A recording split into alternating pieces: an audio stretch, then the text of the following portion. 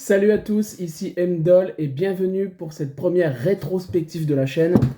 Rétrospective qui concernera le cinéaste japonais Hayao Miyazaki. Si je vous dis Le Voyage de Chihiro, Princesse Mononoke ou encore Mon voisin Totoro, c'est sûr que ça vous dit quelque chose. Et donc nous allons comme ça ensemble revenir sur l'ensemble de sa carrière. Et à la fin de cette vidéo, je vous ferai un petit top de mes Miyazaki préférés. Alors il faut savoir que Miyazaki, c'est un cinéaste que j'ai vraiment découvert sur le tard. Tout simplement parce que j'ai regardé des films très tôt dans mon enfance.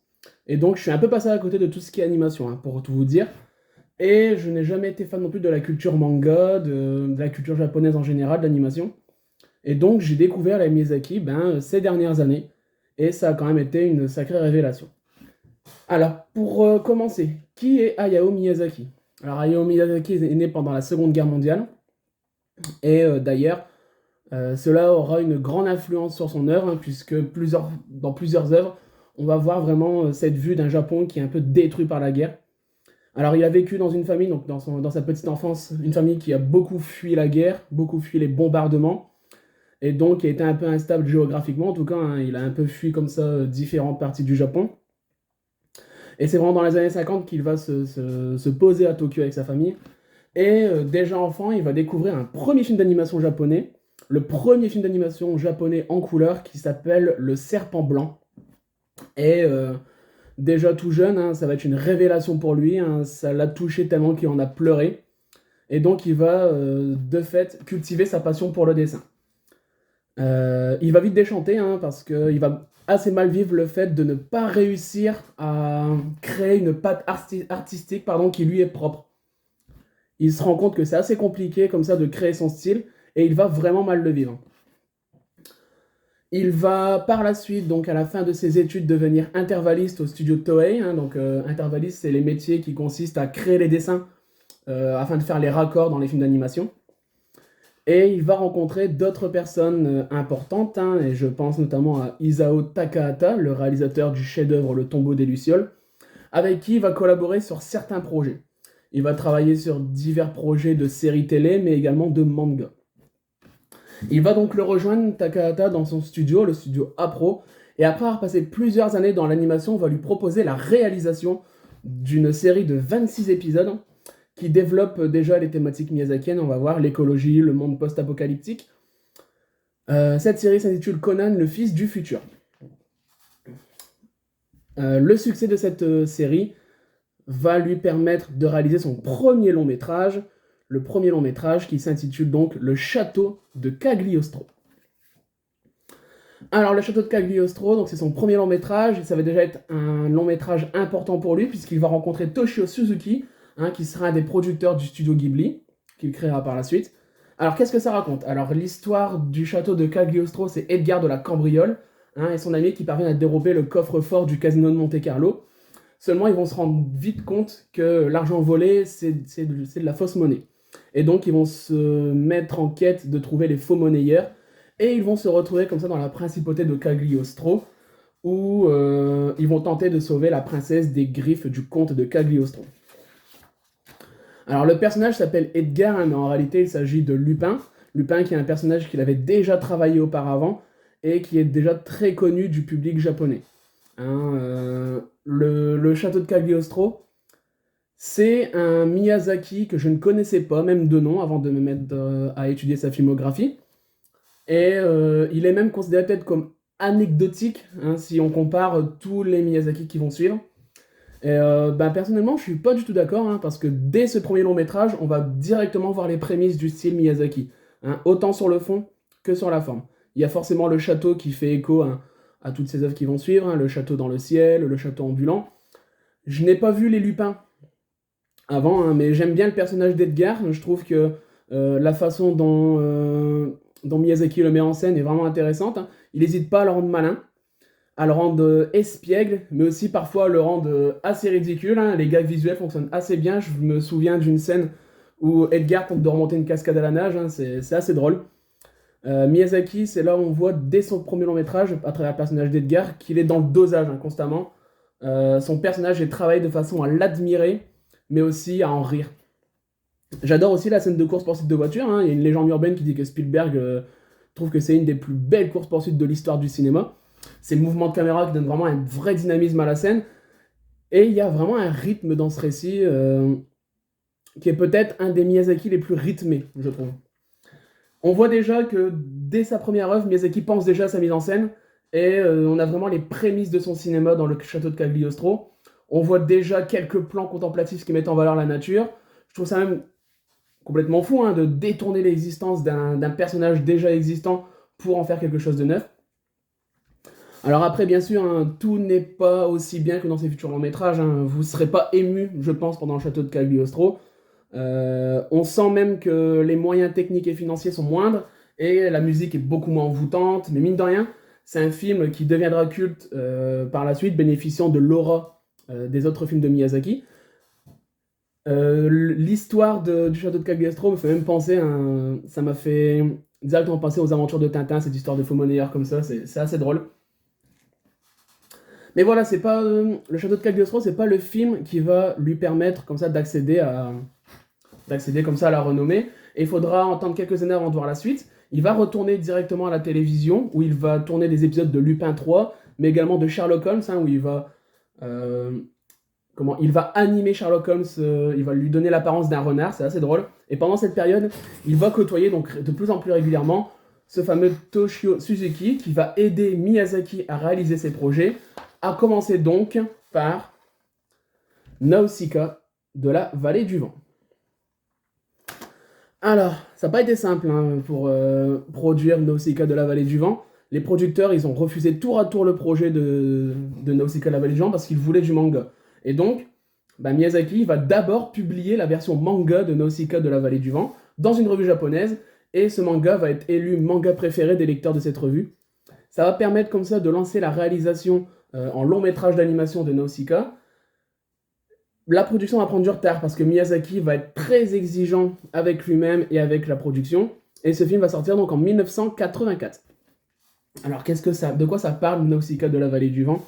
C'est l'histoire se passe dans un monde post-apo, et plus précisément dans la petite vallée du vent, qui est menacée à la fois par l'avancée d'une forêt toxique et à la fois par l'empire voisin, l'empire Tolmec. Et donc tous les membres de cette vallée vont reposer leurs espoirs sur la jeune princesse Nausicaa. Je parlais de dosage dans mon passage sur le château de Cagliostro, mais ici je trouve que le dosage miyazakien, la bonne mesure miyazakienne, atteint ici son paroxysme. De la guerre, des humains, des personnages attachants, des décors magnifiques, des insectes, tout ça sans que l'un ne prenne le pas sur l'autre. Bref, c'est du grand art, perso. Le personnage de Nausicaa est parfaitement écrit, on accroche immédiatement à son côté téméraire, et le combat qu'elle mène pour protéger la nature est développée avec une telle force, une vraie rage qui vient du cœur. Je trouve que j'adore tous les passages d'ailleurs, tout le passage sous les arbres de la forêt. Il y a ce petit moment de calme, le moment où Nausicaa pleure, c'est vraiment magnifique. Un très joli moment comme ça qui met en avant le combat de Nausicaa et son déchirement face à la situation.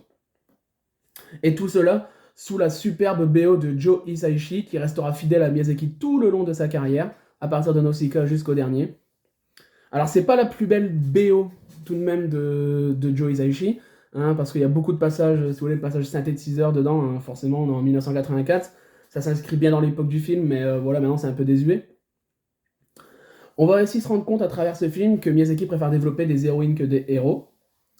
C'est un peu un féministe dans l'âme, Miyazaki, et ici il va nous dresser le portrait type de l'héroïne miyazakienne, c'est-à-dire courage, amour, tendresse, abnégation, empathie. Bref, Miyazaki développe également dans ce film une thématique qui lui est chère, c'est bien évidemment la thématique de l'écologie. Ici, Miyazaki nous montre clairement que l'homme passe son temps à tuer son prochain, à tuer la nature, alors que l'harmonie entre tous est possible. J'aime beaucoup le message écologique de Miyazaki, parce que c'est pas de l'écologie, on va dire, militant, assez virulent. Non, c'est plutôt vraiment, ça prône le fait qu'on peut tous vivre en harmonie et chacun doit respecter les éléments de l'autre. On doit respecter la nature, on doit respecter son prochain, et tout cela permettrait de créer une vraie harmonie. Dit comme ça, c'est sûr, ça paraît niais, mais ici, c'est vraiment amené avec une telle force et une telle conviction que c'est beau à voir, tout simplement. Cette façon de mettre en scène les éléments de la nature, je pense au moment où les plantes libèrent les spores mortels comme ça, alors, c'est dangereux, mais c'est magnifique à voir, c'est très rythmé, beaucoup de péripéties, beaucoup de séquences épiques, hein, surtout. Les personnages sont tous développés, permettant d'apporter comme ça une diversité de points de vue, hein. On voit souvent les personnages du village également, qui sont pourtant secondaires. Donc Nausicaa de la vallée du vent, c'est vraiment un premier tour de force pour Miyazaki. Le film va être un véritable succès au box-office, presque 1 million d'entrées au Japon. Le film a coûté 1 million, pardon, et il en a remporté le triple. Et ce succès va permettre à Hayao Miyazaki de fonder le studio Ghibli en compagnie d'Isao Takahata. Le studio Ghibli, hein, c'est le studio qui produira tous les films de Miyazaki par la suite, mais également d'autres chefs-d'œuvre de l'animation japonaise. Alors c'est une époque difficile pour Miyazaki, qui va perdre sa mère à ce moment-là, lui qui était très très proche de sa mère, et plusieurs hommages à sa mère interviendront dans les longs métrages suivants. Alors dès la création du studio, il décide de se concentrer sur le long métrage animation. Il laisse tomber un peu tout ce qui est télévision, il va laisser tomber le manga, et il décide comme ça, il se dit qu'il préfère faire moins d'œuvres, mais prendre le temps de vraiment les construire. Et on verra que cette démarche lui permettra de réaliser quasiment que des chefs-d'œuvre. Le premier projet du studio Ghibli, donc ce sera le 3e long métrage d'Hayao Miyazaki, et j'ai nommé en 1986 Le Château dans le ciel. Alors, Le Château dans le ciel, de quoi ça parle? Alors, de quoi ça parle? C'est un jeune gamin qui s'appelle Pazu et qui voit une jeune fille tomber du ciel. Cette jeune fille s'appelle Shita. Elle a échappé à des pirates qui recherchent une pierre lui appartenant. Les pirates font partie de ce qu'on appelle la bande de Dora. Et d'ailleurs, je parlais des références à sa mère, et le personnage de Dora aurait été créé comme un hommage à la mère de Miyazaki, hein, autant sur le plan physique que sur le plan moral. Je trouve que c'est un long métrage qui a une tonalité beaucoup plus occidentale, notamment dans ses influences. Miyazaki va tenir son inspiration du 3e des voyages de Gulliver, de Jonathan Swift, en reprenant comme ça le nom de l'île volante, Laputa. On peut ressentir également une influence de Jules Verne, forcément. Les pirates semblent être inspirés de l'île au trésor de Stevenson. Les robots sont directement inspirés du film d'animation Le Roi et l'Oiseau, que je n'ai pas encore vu, réalisé par Paul Grimaud, film d'animation français. Et pour sa réalisation, Miyazaki s'est fortement inspiré d'un voyage qu'il a fait au Pays de Galles, donc dans le monde occidental, où il a rencontré la communauté de mineurs galloises qui étaient en grève à cette époque-là, et cela lui a inspiré ce jeune personnage de Pazu. Autre influence, hein, pour la représentation de la forteresse volante, Miyazaki s'est fortement inspiré de la représentation de la tour de Babel notamment. Alors cela se passe dans un monde imaginaire, hein, je dis toujours que Le Château dans le ciel, c'est un peu une sorte de Scandinavie steampunk qui aurait réussi à mettre en scène, qui aurait réussi à créer l'idéal de la révolution industrielle, et qui, en plus, est un lieu propice à un récit de grande aventure avec les pirates notamment. Le dynamisme comme ça de la réalisation de Miyazaki, ce mouvement incessant donne quelques séquences vraiment épiques, hein, je trouve, notamment dans son dernier tiers. Hein. Il y a plusieurs scènes comme ça qui sont vraiment très marquantes. Et on n'oublie pas non plus ces superbes séquences contemplatives qui donnent ici des sublimes prises de vue aériennes. On reviendra plus tard dans la vidéo sur les raisons pour lesquelles Miyazaki aime bien filmer, aime bien avoir ces prises de vue aériennes. Et dans Le Château dans le ciel, il y a une part de mystère qui est bien plus importante que dans ces deux films précédents. Hein, la chute de Shita au début du film, elle est complètement mystique, hein, c'est vraiment tombé par terre. Et l'accent sera mis vraiment sur nos deux personnages principaux qui vont se rencontrer et qui vont se découvrir mutuellement des valeurs profondes grâce au contact de l'autre. Et surtout, hein, c'est surtout également concentré forcément sur notre héroïne Shita, hein, qui est la digne héritière de Laputa, et ce château caché dans le ciel, qui possède une technologie fascinante. Et donc c'est un film, justement la thématique du film, c'est un film qui va nous mettre en garde sur les dérives de la technologie. Alors attention, Miyazaki ne va pas critiquer la technologie, hein, l'évolution technologique, au contraire, il le filme même plutôt avec bienveillance, mais il va nous mettre en garde contre l'orgueil de l'homme face à l'utilisation de cette technologie. En outre, le mal c'est ni les autres, ni les outils, et les armes c'est nous. On peut reprocher un peu, hein, c'est vrai, ce film, peut lui reprocher un certain manichéisme, hein, les méchants ont forcément un arrière machiavélique, c'est vrai qu'il peut peut-être moins toucher que d'autres en termes d'émotion, mais à titre personnel, je l'adore, il fait partie de mes Miyazaki préférés.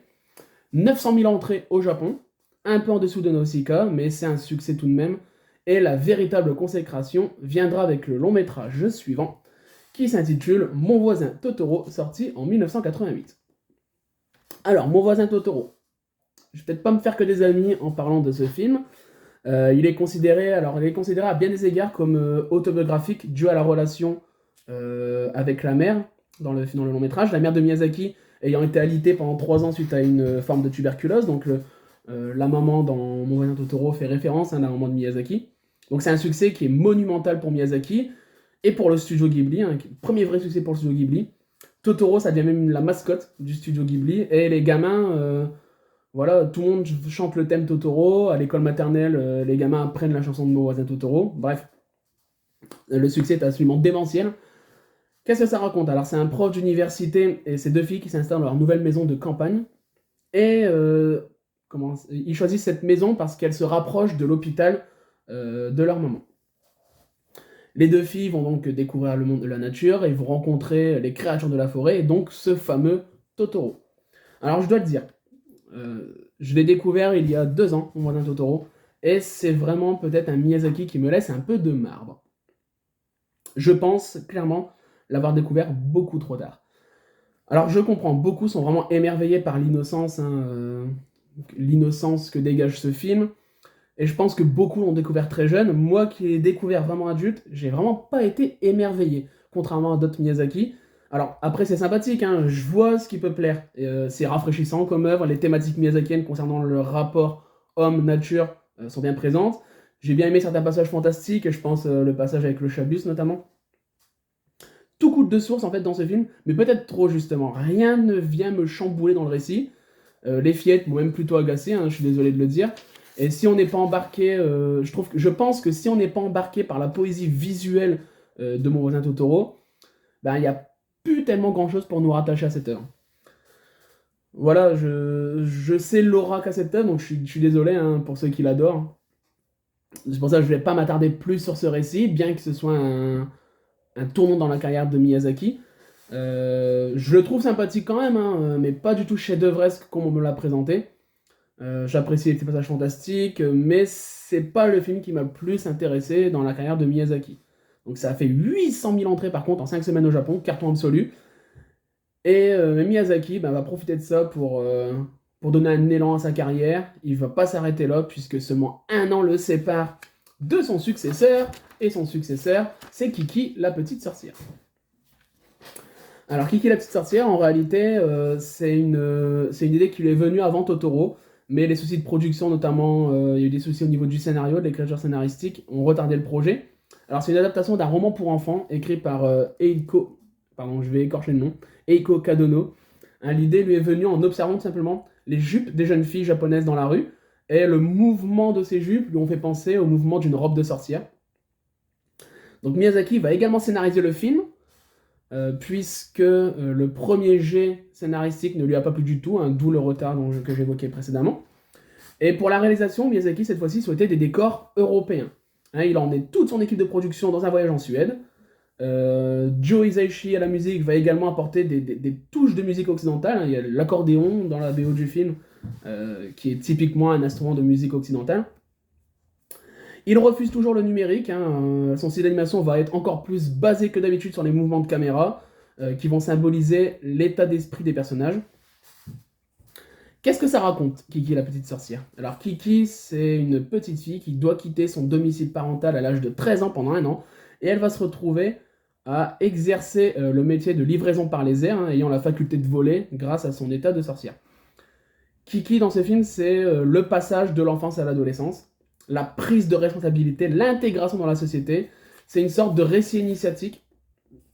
Et par l'intermédiaire de Kiki, on prend conscience vraiment que nous quittons progressivement la magie de l'enfance pour se confronter à une réalité qui est beaucoup plus brutale, celle de la vraie vie, tout simplement. Mais cette magie est toujours en chacun de nous et on peut à tout moment la libérer. C'est ça qui est beau dans ce film, c'est que il nous montre que l'enfant qui en chacun de nous a une magie, on a tous cette magie en chacun de nous, on a tendance à la perdre lors du passage à l'âge adulte, et il faut tout simplement chercher au plus profond de nous pour pouvoir la libérer. Alors c'est un film qui est beaucoup plus, je vais dire, feel good, il n'y a pas de réel danger pour notre personnage, c'est beaucoup moins dans l'esprit d'aventure que Nausicaa par exemple, et encore une fois on a des superbes séquences aériennes, on survole les rues, on survole la forêt, on passe souvent, on alterne souvent entre le milieu naturel et le milieu urbain. Bref, Kiki la petite sorcière, c'est une accumulation de détails qui font douter, qui émerveillent, qui nous sont inconnus, et c'est un peu le message de la vie en fait. C'est peut-être un Miyazaki considéré comme mineur. C'est pas mon préféré non plus. Je le préfère à Totoro par contre. Et donc bah, là je trouve que Miyazaki poursuit son quasi sans faute. 2 600 000 spectateurs au Japon, c'est un grand succès. Le film se classe numéro 1 dans son pays au box-office au moment de sa sortie. Et ce succès vraiment va permettre la pérennité des studios Ghibli. Et Miyazaki va nous revenir 3 ans plus tard, en 1992, avec Porco Rosso. Alors tout à l'heure je parlais des prises de vue aériennes dans les œuvres de Miyazaki, et ça s'explique puisque son père était directeur d'une entreprise d'aéronautique qui appartenait à l'oncle d'Hayao Miyazaki. C'est sûrement l'origine de la passion de Miyazaki pour les avions, d'où les nombreuses prises de vue aériennes pendant ses films.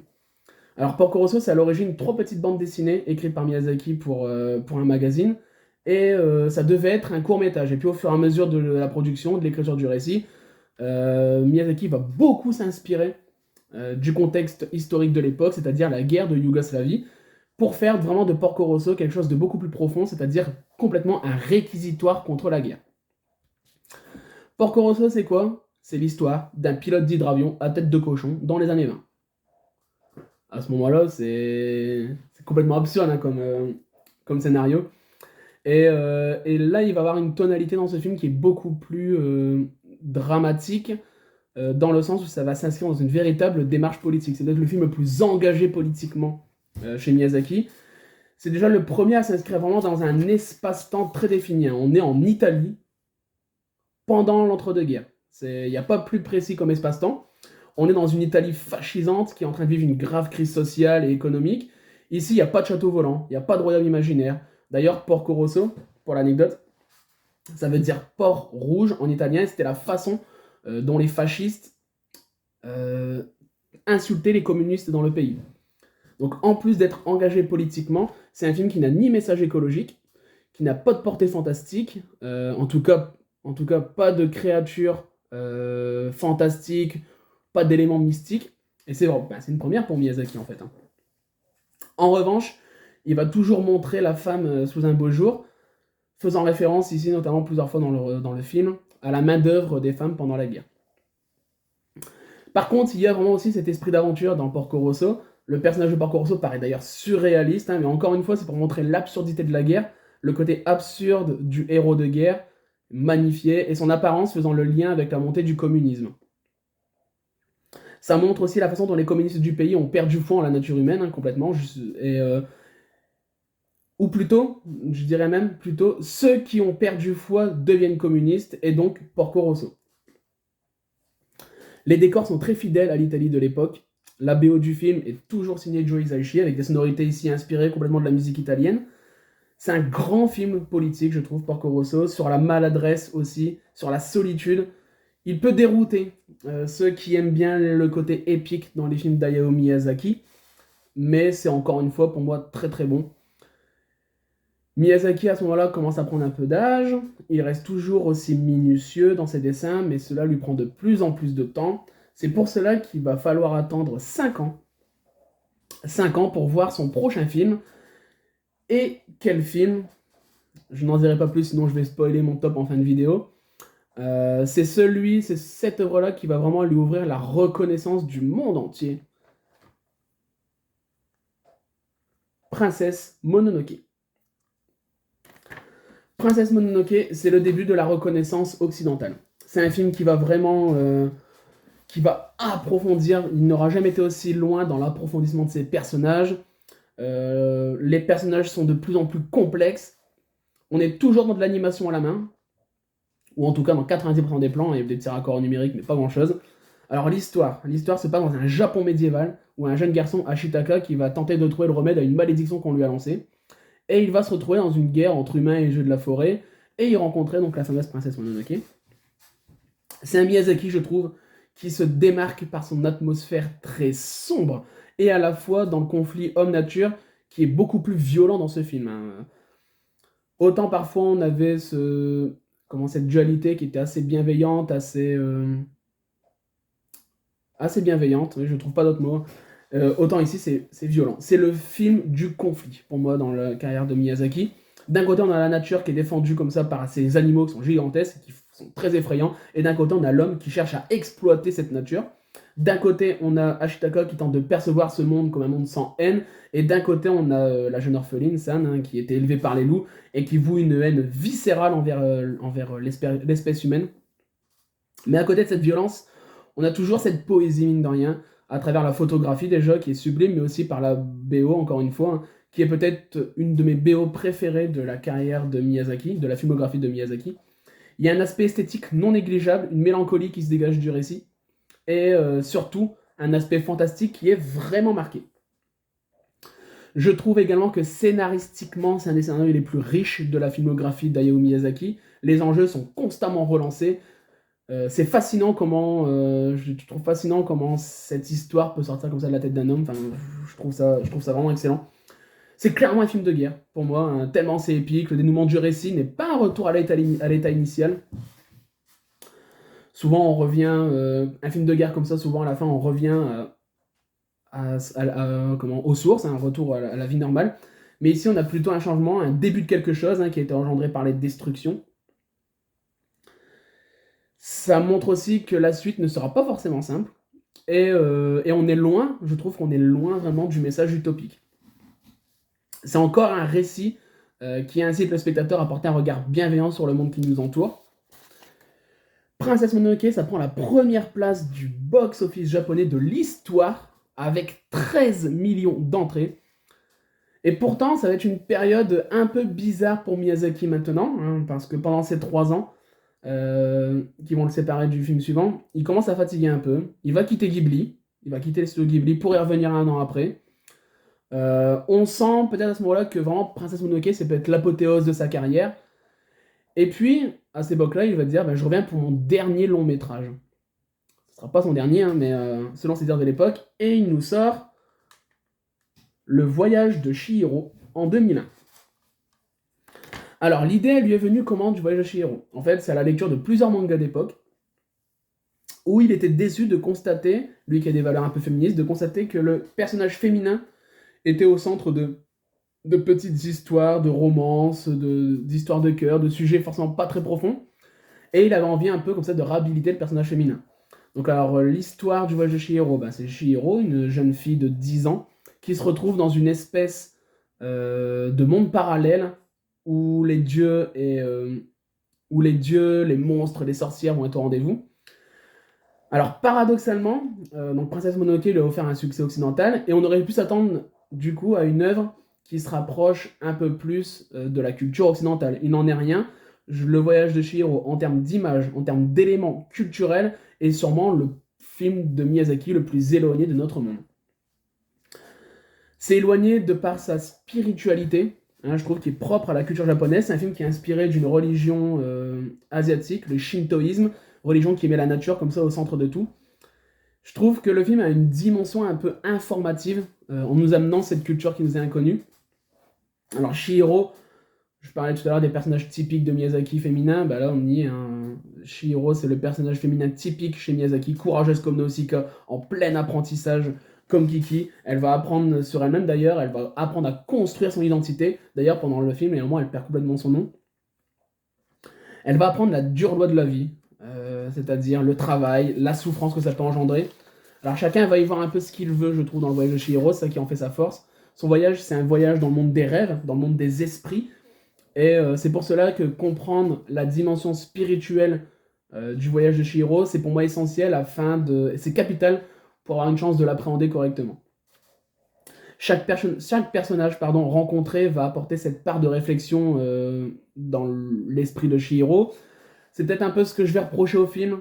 Hein, c'est cette idée de surenchère constante des personnages qui fait peut-être une construction narrative peut-être un poil linéaire. Mais ça reste un très bon film, hein, la BO est toujours aussi envoûtante. C'est peut-être le Miyazaki avec les plus belles couleurs, toujours très nuancé. Les décors sont d'une créativité sans limite. Et je parlais du succès de Princesse Mononoke, mais là c'est encore autre chose. Le succès du voyage de Chihiro, c'est 23 millions d'entrées au Japon, qui dépasse Titanic qui était en tête du box-office japonais. Et il va remporter pour la première fois un prix occidental, il va remporter l'Oscar du meilleur film d'animation. Il ne s'arrête pas là. 2004, le château ambulant.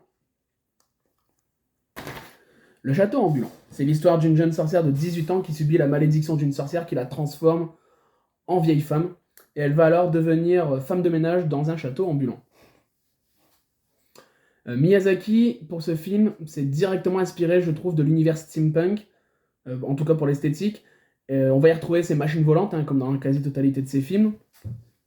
C'est également un de mes Miyazaki préférés. Je ne spoil toujours pas mon top, vous aurez remarqué. Quelle ouverture de film! Enfin, c'est peut-être mon ouverture préférée dans la filmographie d'Hayao Miyazaki, avec cette façon de nous montrer ce château animé, là, en nous dévoilant progressivement quelques éléments, le plafond, les murs, les fenêtres, enfin, c'est superbe. C'est un film qui fait vraiment contraster l'harmonie du peuple avec la froideur du contexte de guerre. On est toujours dans un contexte de guerre. On a cette ambiance comme ça de ville allemande en pleine révolution industrielle. J'aime beaucoup le personnage de Sophie, qui est un autre personnage féminin culte de la filmographie de Miyazaki. Elle va prendre sa malédiction avec bravoure et courage, et je pense que c'est peut-être un de mes personnages préférés de sa filmographie. C'est un film qui a comme ça l'apparence d'un conte traditionnel, même si l'évolution des personnages va être bouleversée comparé au film du genre. Je pense notamment au personnage de la sorcière, la méchante sorcière, qui va s'apaiser au fur et à mesure du récit. Donc le film n'est vraiment pas manichéen du tout.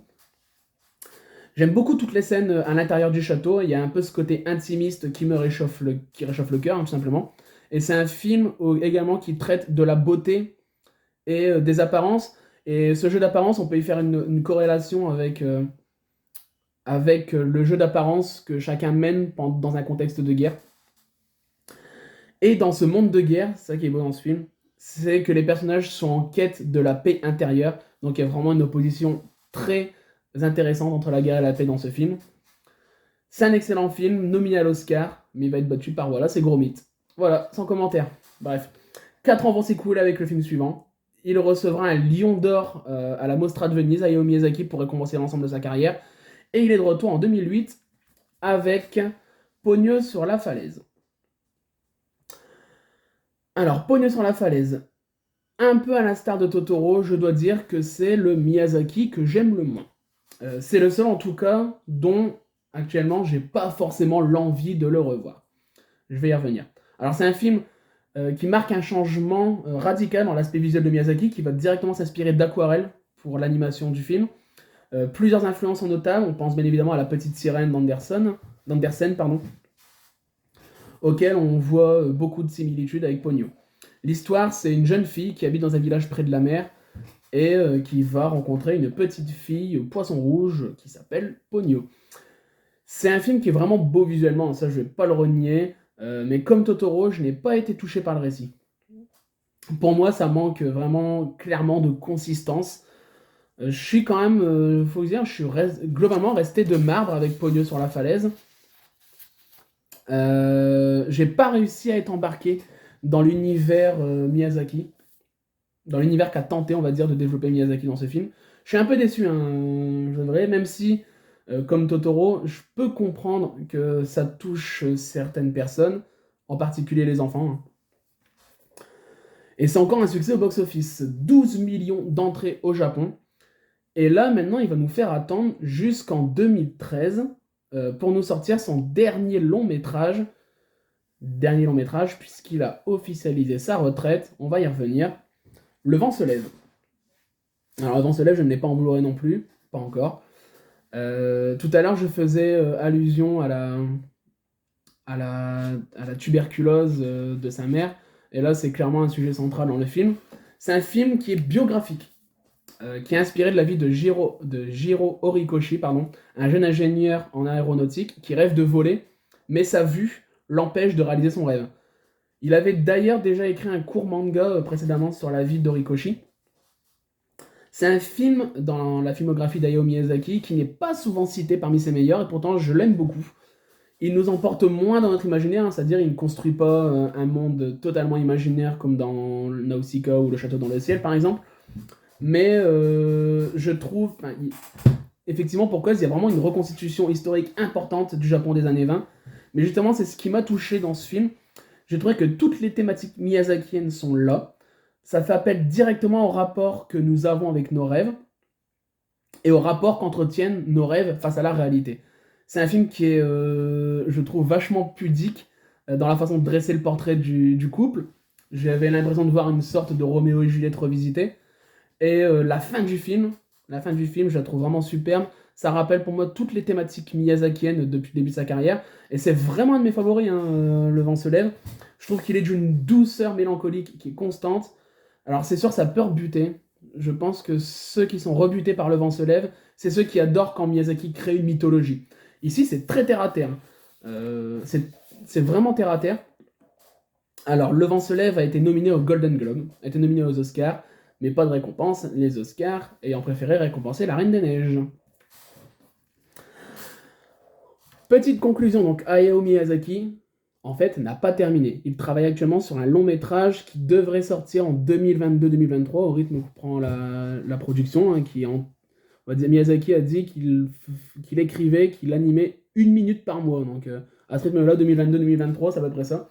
Une adaptation d'un livre qui s'intitule Et vous, comment vivrez-vous, qu'il écrirait pour ses petits-enfants, hein, dans un but un peu testamentaire. Donc, je suis pas sûr que ce soit le Miyazaki le plus gay, dit comme ça, et quoi qu'il peut nous surprendre. Et surtout, je pense vraiment que cette fois-ci, ce sera son dernier. Alors, c'est un auteur que j'apprécie beaucoup, que j'ai appris à aimer, vraiment, qui a toujours accordé pour moi une importance singulière à chacune de ses œuvres. Il leur donne à chacune un regard tendre, une part d'insouciance, d'innocence. C'est pour ça, pour moi, qu'il touche plusieurs générations. C'est un auteur autant pour les enfants que pour les adultes. C'est un auteur très intelligent. Ses valeurs écologiques, féministes et profondément humanistes sont vraiment visibles dans chacun de ses longs métrages, sans jamais de lourdeur, sans jamais tomber dans la niaiserie. Et donc pour cela, merci beaucoup, monsieur Hayao Miyazaki. Alors comme promis, je vais vous classer les Miyazaki que je préfère, donc du moins bon, pas du moins bon pour moi, hein, de celui que j'aime le moins en tout cas, à celui que je préfère. Donc en 11e position, bon, sans surprise, vous l'aurez compris, Pogno sur la falaise. En 10e position, Mon voisin Totoro. 9e position, Le château de Cagliostro. 8e position, Kiki la petite sorcière. 7e position, Porco Rosso. 6e position, Le voyage de Chihiro. On arrive dans le top 5, attention. Hein. 5e position, Nausicaa de la vallée du vent. 4e position, Le château dans le ciel. 3e, Le château ambulant. 2e position, Le vent se lève. Et donc mon préféré, mais je suis sûr que vous l'avez deviné, c'est bien Princesse Mononoke. J'ai pris énormément de plaisir à faire cette vidéo, j'ai pris énormément de plaisir à préparer cette vidéo. Hein. J'ai lu pas mal de choses sur Miyazaki, je me suis refait l'ensemble de sa filmographie. Voilà, j'ai pris un plaisir vraiment immense. J'espère que vous aurez également que vous avez également pris plaisir à regarder cette vidéo. En attendant, on se retrouve bientôt sur la chaîne pour une prochaine vidéo. C'était Mdal, salut tout le monde.